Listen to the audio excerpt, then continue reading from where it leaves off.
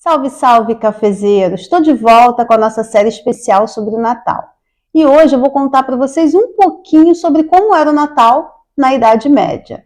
Mas antes, nosso menino Araribóia tem um recadinho super importante para vocês. Olá, cafezeiros! Aqui estou eu novamente. Curta, compartilhe e comente nosso vídeo. Temos shorts e vídeos diários. Acione o sininho para ficar ligado nas novidades, principalmente, nos siga. O apoio de vocês é fundamental para manter o nosso canal ativo, pois assim o YouTube entrega o conteúdo para mais pessoas. Valeu? Até a próxima! O Natal era um dos pontos altos do calendário medieval. E para geral, viu? Senhores e servos. E era o feriado mais longo do ano, ia do dia 24 de dezembro até o dia 6 de janeiro. Lembrando que aqui nós vamos falar especificamente da Europa, porque esse conceito Idade Média é referente apenas a esse continente. Esse feriado longo só era possível porque nesse período a Europa passava pelo que a gente chama de meio do inverno, e era uma época que tinha uma certa calmaria na atividade agrícola e por isso muitos camponeses eram autorizados por seus senhores a ter essas 2 semanas inteiras de folga. E como eram essas 2 semanas festivas? Fica comigo até o final, que tenho certeza que vocês vão gostar de conhecer essa história. Todas as casas eram decoradas com festões e guirlandas feitas com folhas de inverno. Acendia-se também um lenho, que era uma espécie de tronco de Natal nas lareiras. Os banquetes eram sempre os melhores e as pessoas mais pobres esperavam a data para fazer as melhores refeições do ano. Daqui a pouquinho eu vou falar desses banquetes. Havia também troca de presentes e missas que duravam bastante tempo e eram frequentadas por todas as pessoas. Era uma grande festa com música, danças e muitos jogos. Olha só essa descrição das casas em Londres, lá no século XII. Abre aspas. As casas de cada pessoa, como também as paróquias, eram decoradas com avezinho, era, louros e qualquer outra planta que estivesse verde na estação. O avezinho, com folhas verdes e pequenos frutos vermelhos brilhantes, já era muito usado desde a antiguidade. Na origem pagã, os celtas consideravam o avezinho sagrado e capaz de afastar os espíritos malignos.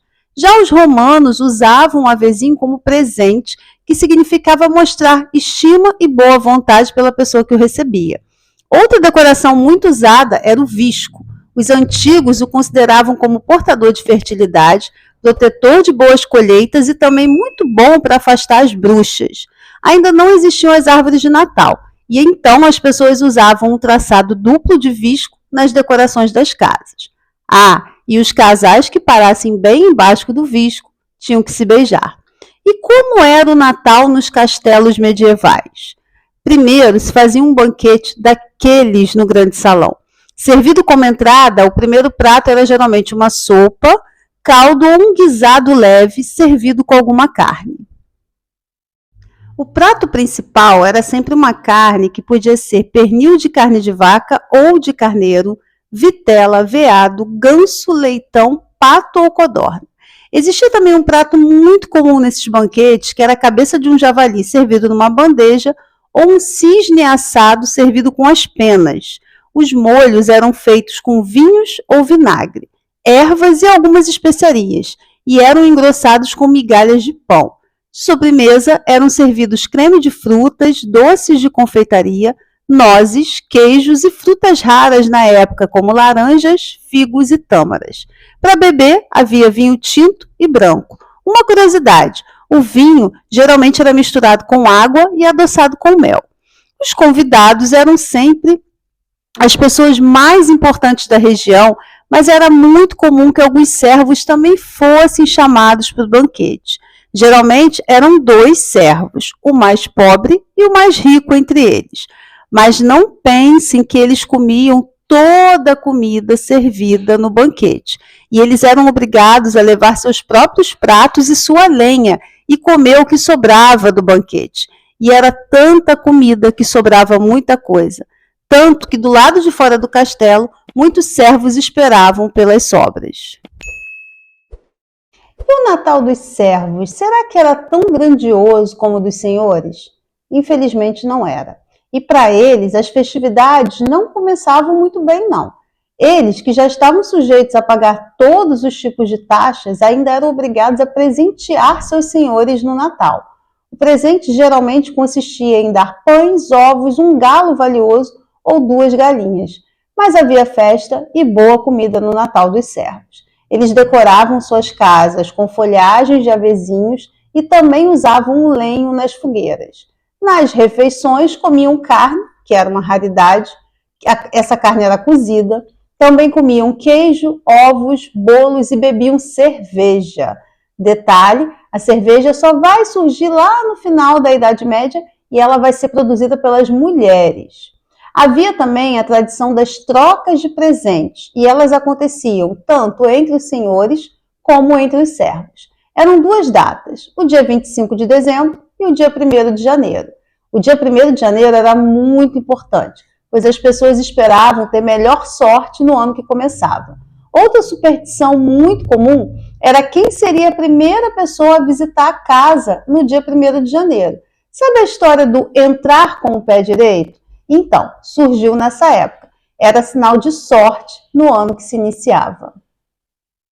Sempre que a gente lê sobre esse período da história, fica a impressão de que as pessoas não se divertiam, né? Mas isso não é verdade, não. Havia muita diversão nas festividades até o dia 6 de janeiro. E beber vinho e cerveja era algo muito comum em todos esses dias. Tanto que as coisas podiam sair do controle e era muito comum que os senhores pagassem vigias para cuidar dos castelos e evitar tumultos e brigas. As festas mais refinadas incluíam monges e excursões que iam nas casas das pessoas mais ricas encenar passagens bíblicas. Nas cidades, havia cortejos públicos onde carroças passavam pelas ruas, levando pessoas vestidas como personagens bíblicos, sempre relacionados a histórias de Natal. Muitos artistas, conhecidos como mímicos, também faziam muito sucesso com trajes de senhores, cardeais e cavaleiros. Eram acompanhados por bandas de músicos. Havia também jogos como cartas e dados, com muitas apostas, e jogos de tabuleiro como xadrez, damas e gamão. E como será que era a volta à rotina após 2 semanas de tanta festa? Não era fácil, né? Assim como não é fácil para a gente voltar ao trabalho depois das férias, por exemplo. E para tentar voltar à labuta de uma forma mais leve, os servos organizavam um jogo festivo conhecido como Corrida de Arado. Acontecia sempre na segunda-feira, ao nascer do sol, logo depois do feriado. Outra tradição também acontecia no dia 7 de janeiro e era conhecido como o Dia da Roca. Os homens tacavam fogo nos tecidos das mulheres e elas jogavam água neles. No final, os homens acabavam encharcados. Um pouco de diversão para aliviar a volta ao trabalho pesado nos campos medievais. A vida dos servos não era nada fácil, viu? Entendendo por que o Natal tinha tanta importância na vida dessas pessoas? Era talvez o único momento de descanso e diversão para eles. E o que será que herdamos dessa tradição do Natal medieval? Comenta aqui o que você achou do vídeo. E não se esqueça de nos seguir, deixar seu like, compartilhar o nosso conteúdo e ativar o sininho para receber a notificação de novos programas. É de graça e ajuda muito o nosso canal a crescer. Eu vou ficando por aqui. E não se esqueça, se tem história, tem Café Araribóia. Beijos!